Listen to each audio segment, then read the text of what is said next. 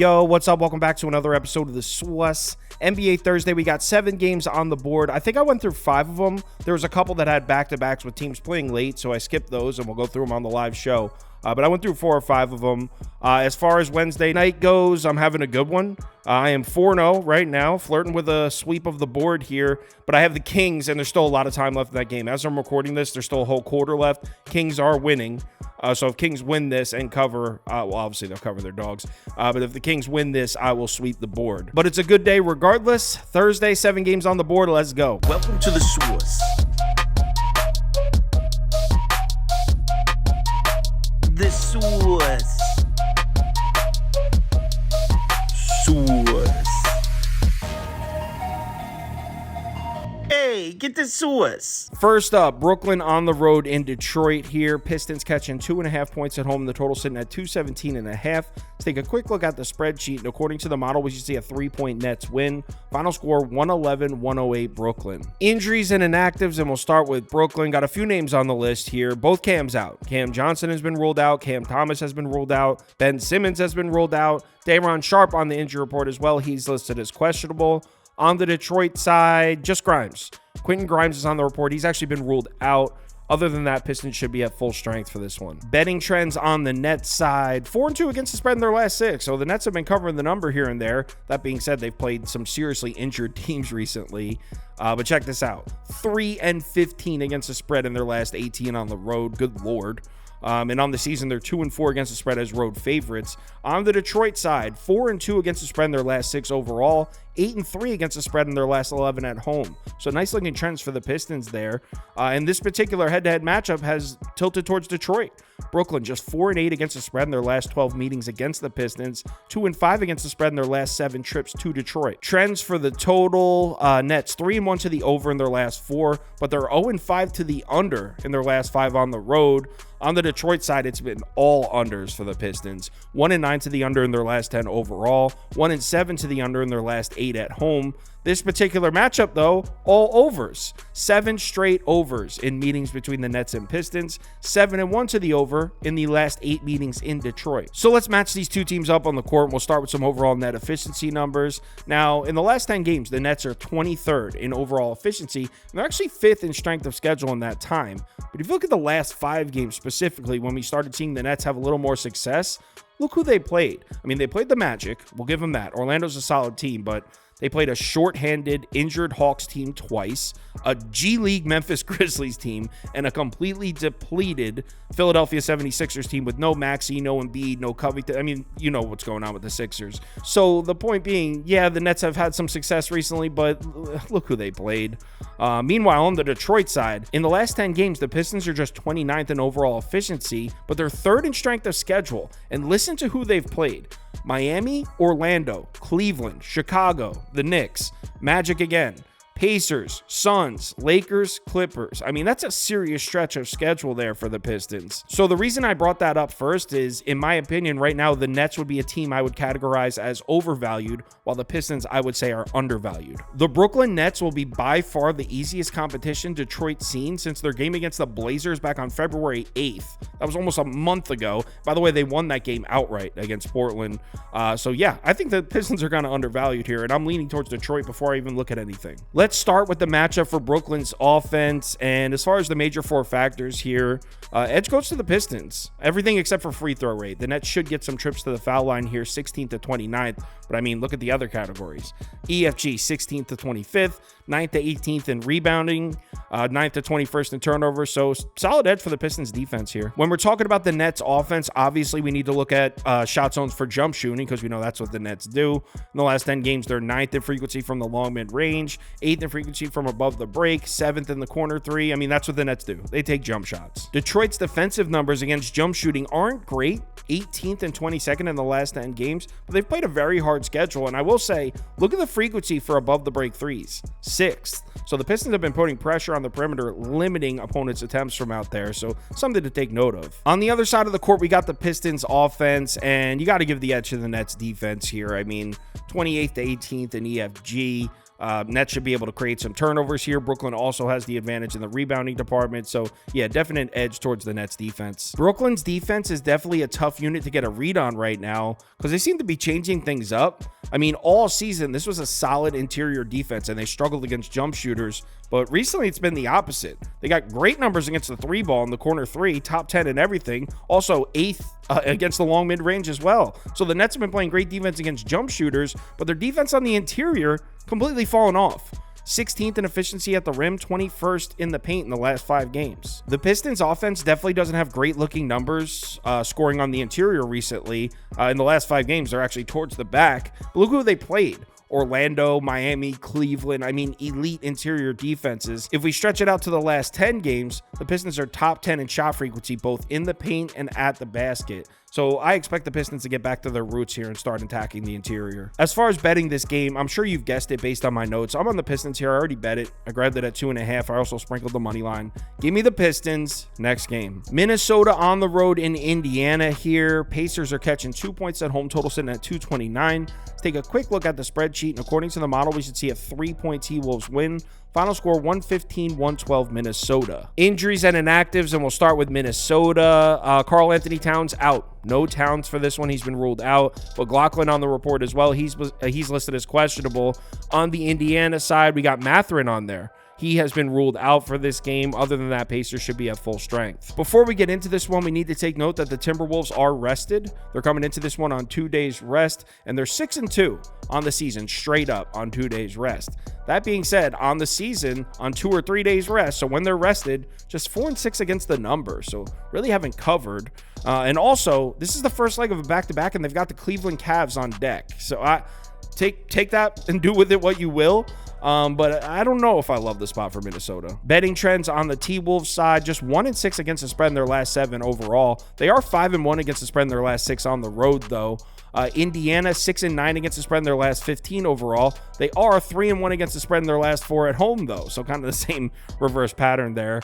In this particular head-to-head matchup, it's been all Minnesota. T-Wolves are 4-0 against the spread in their last 4 matchups against the Pacers, 6-2 against the spread in their last 8 trips to Indiana. Trends for the total on the Minnesota side, 3-1 to the over in their last 4, 4-1 to the over in their last 5 on the road. On the Indiana side, though, it's been unders, 3-8 to the under in their last 11, 1-4 to the under in their last 5 at home. And this particular head-to-head matchup, 1-4 to the under in the last 5 meetings, but 6-2 to the over in their last 8 meetings in Indiana. Let's start out by looking at some net efficiency numbers here. As you can see, both these teams have been pretty fortunate in terms of strength of schedule. Minnesota in the last 10, 25th, Pacers 30th. So both of these teams might be on the overvalued side. As far as efficiency goes, Minnesota 4th in the last 10 games, Pacers are 10th. T-Wolves should definitely get plenty of trips to the foul line in this one. In the last 10 games, they're 2nd in free throw rate. Indiana defensively back at 22nd. That being said, I don't know how many second chance opportunities they're going to get here in terms of offensive rebounding. They're 14th. Indiana's been doing a great job on the defensive glass. They're 3rd in the last 10 games. Another positive angle for Minnesota, they should get whatever they want offensively on the interior here. It's a big part of the T-Wolves offense. In the last 5 games, they're 6th in shot frequency, both at the rim and in the paint. So a lot of the T-Wolves shot attempts come within 12 feet. You can see Pacers. I mean, this defense is tough to get a read on. In the beginning of the year, they were terrible protecting the rim. They were doing a great job. Now, against a weak schedule in the last 5 games, 25th and 27th at the rim, 24th and 23rd in the paint. So Minnesota should definitely be scoring down low in this one. Another positive angle for Minnesota's offense is that this game's in Indiana. Minnesota's got great numbers on the road this year. 5th in efficient field goal percentage on the road this season compared to 12th at home. Now, these are full season numbers, and the T-Wolves offense has definitely dipped as of late. But still, this has been a solid offense on the road this year. So as much as I don't like the T-Wolves offense right now, I think they're overvalued. This matchup on paper against the Pacers defense should be a favorable one. Minnesota should be able to score points here. On the other side, we got the Indiana offense, and when we pull up the main 4 factors here in the last 10 games, nothing really jumps out. Indiana's been doing a good job protecting the basketball, so they do have the advantage in the turnover department, but as a whole, not much to go by here. Another big positive angle for Minnesota here, defensively, they've done a great job against the fast break this season. 9th in frequency, 4th in efficiency. On the season, they've allowed the 7th fewest points per game allowed in transition. That's obviously huge against a Pacers team that's 3rd in frequency, 13th in efficiency in the fast break. We know Indiana loves to run the floor. Pacers on the season against top 10 fast break defenses, 10-10-1 against the spread though. So these elite fast break defenses haven't really been make or break for the Pacers. Minnesota also does a great job protecting the basket. As we know, it's been one of their biggest strengths all year. On the season, they've allowed the 4th fewest field goals made at the basket this season. In the last 10 games, though, it's not overly insane. 8th in frequency, 13th in efficiency, and that's against the 25th strongest schedule. So the defense at the basket hasn't been quite as elite recently, but still, it's a good matchup here for Minnesota because this is a Pacers team that loves to attack the rim. In the last 10 games, they're 8th in frequency, 13th in efficiency. But again, this is another mismatch that really hasn't resulted in losses for the Pacers. I mean, on the season against top 10 defenses at the basket, Pacers are just 8-9 against the spread. So if the mismatch doesn't result in wins or losses against the number, then can we really put too much weight in it? One huge positive angle for Indiana, it might be the most important thing I say in this video for this game, the fact that this game's at home, because as we know, the Pacers offense at home this year has been on another planet. At home, they are 59.3% in effective field goal percentage, best in the NBA. On the road, they're back at 10th with a much more realistic 55.8%. So the fact that this game's at home, the Pacers offense usually goes off at home. As far as betting this game, this is a really tough one to call here. I mean, I think it's a favorable matchup for the T-Wolves here on the road. But recently, I just really like the feel of this Pacers team a lot more than I like the feel for the T-Wolves team. I think Minnesota's slightly overvalued when the Pacers seem to be, I don't know, I guess coming into their own a little bit. So catching points at home, I feel like I would have to take the Pacers, but I doubt this one ends up on my ticket. I'll say Indiana +2 or pass next game. Miami on the road in Dallas. We got the Mavs laying 5 points at home or 4.5 depending on your sports book. Total sitting at 228.5. Let's take a quick look at the spreadsheet, and according to the model, the Heat should win this one outright. Final score 117-114 Heat. Injuries and inactives, and we'll start with Miami. We got 2 names on the report for the Heat. Tyler Hero and Kevin Love both have been ruled out. So no Love, no Hero for Miami. On the Dallas side, we got 2 names here as well, but both these names are listed as probable. Luka Doncic, Maxi Kleber, both on the report listed as probable. Before we get into this one, I want to point out that this is somewhat of a favorable spot for Dallas. This is the first leg of a back-to-back for Miami. They've got Oklahoma City on deck. Now, I'm not implying that they won't take this game seriously, but I feel like we should mention that. Dallas, on the other hand, this is the final game of a 3-game homestand. They've got the Detroit Pistons on deck. This is a TNT game. So this is all or nothing for Dallas. I'm not saying that it isn't all or nothing for Miami, but Dallas wants this one. Betting trends on the Miami side look excellent. 11-3 against the spread in their last 14, 7 in a row on the road. 7-0 against the spread in their last 7 on the road. 13-7 against the spread as road dogs this year. On the Dallas side, they've lost 3 straight against the number. 0-3 against the spread in their last 3. 3-8 against the spread in their last 11 at home. 2-6 against the spread in their last 8 as home favorites. Some ugly looking trends there for Dallas. This particular head-to-head matchup, Miami's just 2-4 against the spread in their last 6 matchups against the Mavs, but they are 4-2 against the spread in their last 6 trips to Dallas. Miami has been trending towards the under heavily, 2-14 to the under in the last 16 Miami Heat road games. So if you've been betting unders in Heat road games, you are cashing.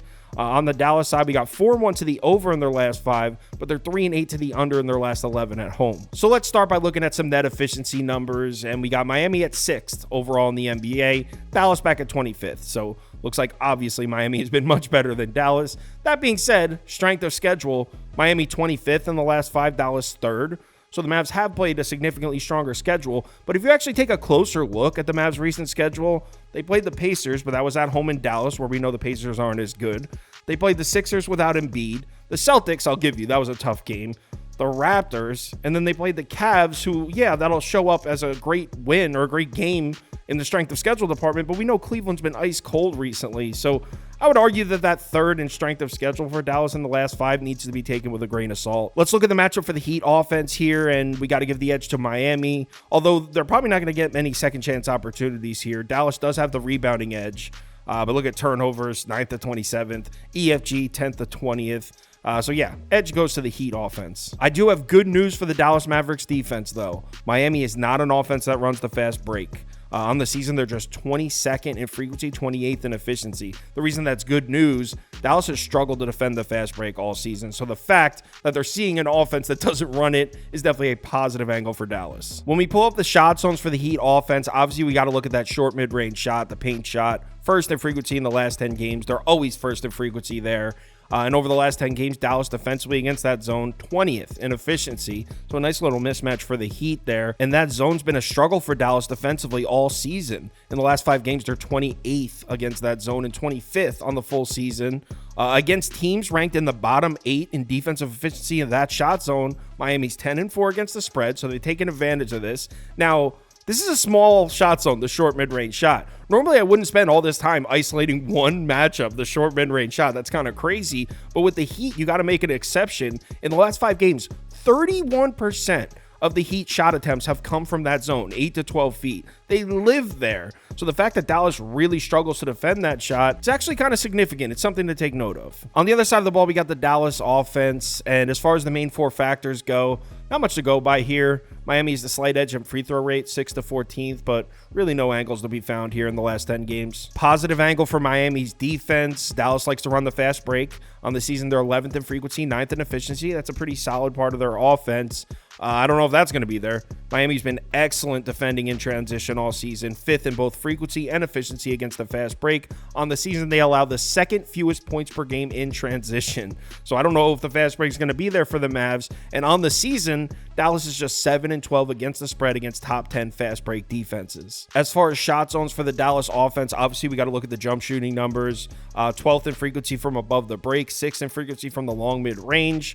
Heat have defended the 3-ball exceptionally. That's the word Prop even wrote in his notes, exceptionally, during that span in the last 10 games. They're 11th in frequency, 3rd in efficiency against that above the break 3. You can see teams have been able to score on the Heat with the long mid-range shot, and Dallas does take a lot of them, but it's still such a small part of the offense. I really don't like to use the long mid-range shot as a big part of the handicap, but it is a positive angle for Dallas offense. But as a whole, this Miami Heat defense is just such a tough matchup for Dallas, and the fact that this game's in Dallas, the Heat have been so good defensively on the road this year. They're 25th in defensive VFG at home, 4th on the road. So the Heat defense on the road has just been such a problem, which is why there's just no way I can lay 5 points with Dallas right now. In fact, this line has me thinking it's a little suspicious. How do you not take Miami? I expect the whole world to be on the Heat here. The fact that I'm seeing a few 4.5s pop up as I'm recording this gives me a little bit more confidence. But at 5, it almost seems too easy. Why is this number 5? This should be Miami +1, maybe. So yeah, obviously I'm on the Heat. There's no way I can lay points with Dallas right now. Give me Miami +5 next game. Raps on the road in Phoenix to play the Suns. Suns laying 10 points at home, total sitting at 231.5. Let's take a quick look at the spreadsheet, and according to the model, we should see a 6-point Phoenix win. Final score 118-112 Suns. Injuries and inactives, and we'll start with the Raps. Scotty Barnes still out. Bruce Brown is still out. Jakob Poeltl is still out. Agbaji's on the report as well. He's listed as questionable. So Raps dealing with some injury situations right now. On the Phoenix side, no Devin Booker. He's still out.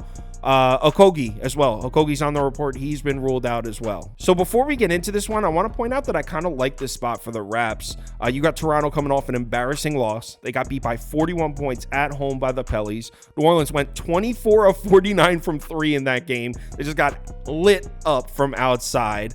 Now they go on the first game of a 4-game road trip, which I like. I like betting teams on the front end of a road trip. And you got the Suns in kind of a sandwich spot here. You got them coming off that emotional win in Denver. They got Boston on ABC on Saturday. So this just looks like a sandwich spot for the Suns and a nice bounce back spot for the Raptors. So before I even get into this one, I kind of like the spot for Toronto. Betting trends for the Raps. Toronto 0-4 against the spread in their last 4, 8-5 against the spread in their last 13 on the road, 14-11 against the spread as road dogs this year.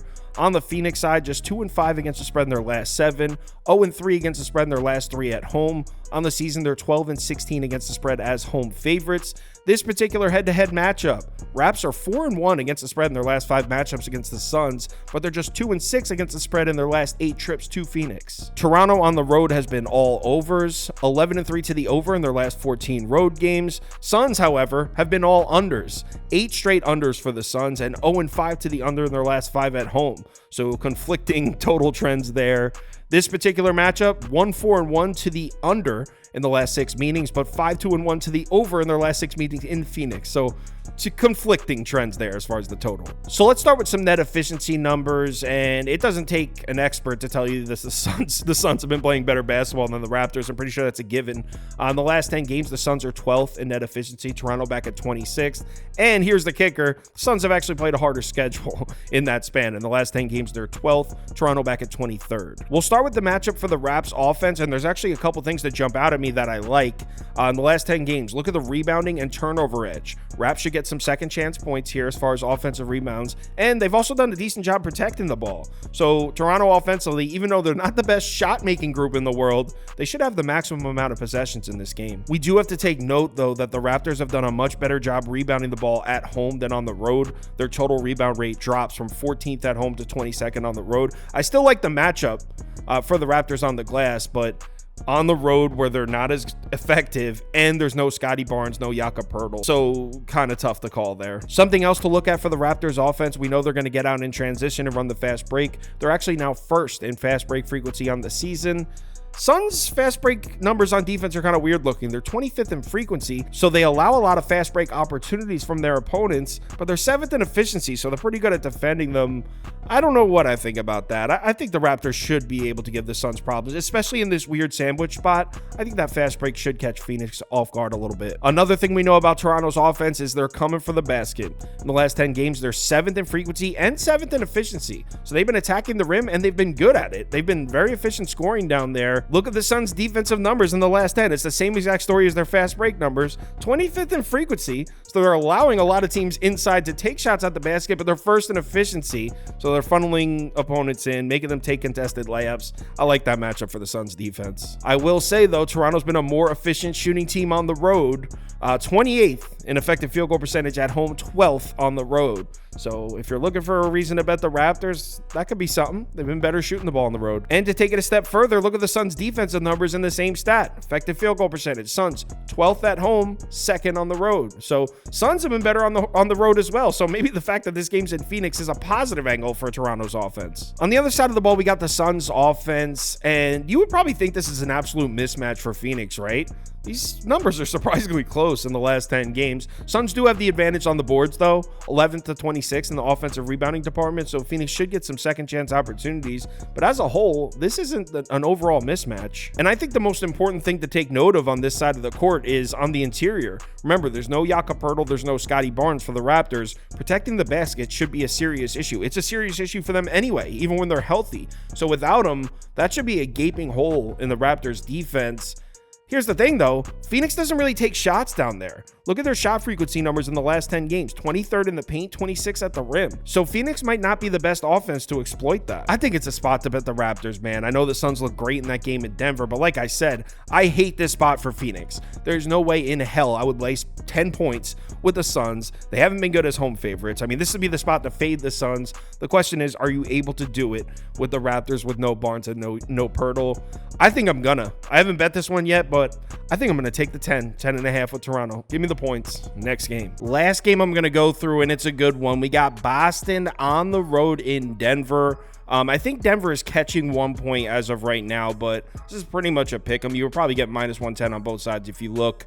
Total sitting at 220.5, I believe, as I'm recording this. Let's take a quick look at the spreadsheet, and according to the model, we should see a 6-point Boston win. Final score 115-109 Celtics. Injuries and inactives, and we'll start with Boston. Jaylen Brown on the report, he's listed as questionable. Other than that, Celtics should be good to go here. On the Denver side, we got nobody on the injury report as of right now for the Nuggets. Before we get into this one, I want to point out the weird spot that we're in. We're getting a Celtics Nuggets game where both teams happen to be coming off a loss. Celtics just blew a late lead to Cleveland without Donovan Mitchell. And Evan Mobley got hurt in that game too. So Celtics blow a lead against a really hobbled, ice-cold Cavs team. And the Nuggets just got beat by the Suns without Booker. So just a weird spot. You got two teams coming off, I don't want to say embarrassing performances, but two teams that you would expect to be in a bounce back spot. Betting trends on the Boston side. Celtics are 6-1-1 against the spread in their last 8, 4-2-1 against the spread in their last 7 on the road. On the Denver side, 5-2 against the spread in their last 7, 3-7 against the spread in their last 10 at home, which is huge because Nuggets at home is usually a cash cow, not this year. In this particular head-to-head matchup, tilts towards the Celtics. Boston 6-3 against the spread in their last 9 matchups against the Nuggets, 3-1 against the spread in their last 4 trips out to Denver. Both these teams have been trending towards unders recently. Boston 1-4 to the under in their last 5, 3-7 to the under in their last 10 on the road. Denver 1-4 to the under in their last 5, 2-8 to the under in their last 10 at home. So a lot of trends pointing towards the under there, but in this particular head-to-head matchup, 3-1 to the over in the last 4 meetings and 4-2 to the over in the last 6 meetings in Denver. So let's match these two teams up on the court. We'll start with some net efficiency numbers. Boston first in overall net efficiency in the last 10 games, and the strength of schedule is 11th. So it's not like they're playing a cupcake schedule. Boston's just cruising right now. But you know what? Look at Denver, 9th in overall net efficiency, and their strength of schedule is 10th. So Nuggets also playing good basketball against an equally strong schedule. Something I want to point out, though, before we take this graphic off the screen, look at the Nuggets' pace in the last 10 games. 14th. Now, the reason I want to point that out is because after those trends, I know a lot of you are probably considering betting an under here. 14th in pace in the last 10. Denver's running a lot faster pace than they were earlier in the year. On the season, they're 27th in pace. So I don't know if the Nuggets change things up for the second half of the year, but they're running a lot faster than they were for the first half of the season. So let's look at the matchup for the Celtics offense, and I'm not really sure who has the edge here. Denver's been playing really good defense. You can see Denver definitely has the edge in rebounding. Not going to be many second chance points for the Celtics here. Denver also has the edge in free throw rate. Probably not going to be many trips to the foul line. Boston has the turnover edge. That's it. And this is a Celtics team that's used to scoring a lot of points out in transition. On the season, they're 8th in fast break frequency, 7th in efficiency. Fast break is a big part of Boston's offense. Denver has been great against the fast break. Now, I know you're looking at 8th and 12th, and you're like, that's not that great. They started off the season terribly, and these are full season numbers. So that means they really turned things around. On the season, they have allowed the 9th fewest transition points per game, the Nuggets. On the year, Boston is just 8 and 11 against the spread against top 10 defenses in transition points per game allowed. So basically, in these matchups against teams that can defend the fast break, Boston is below 500 against the number. Shot zones for Boston's offense. Obviously, we got to look at the above the break 3 numbers. They live out there. In the last 10 games, they're 2nd in frequency, 1st in efficiency. Probably the best 3-point shooting team in the NBA. Denver defensive numbers out here. So check this out.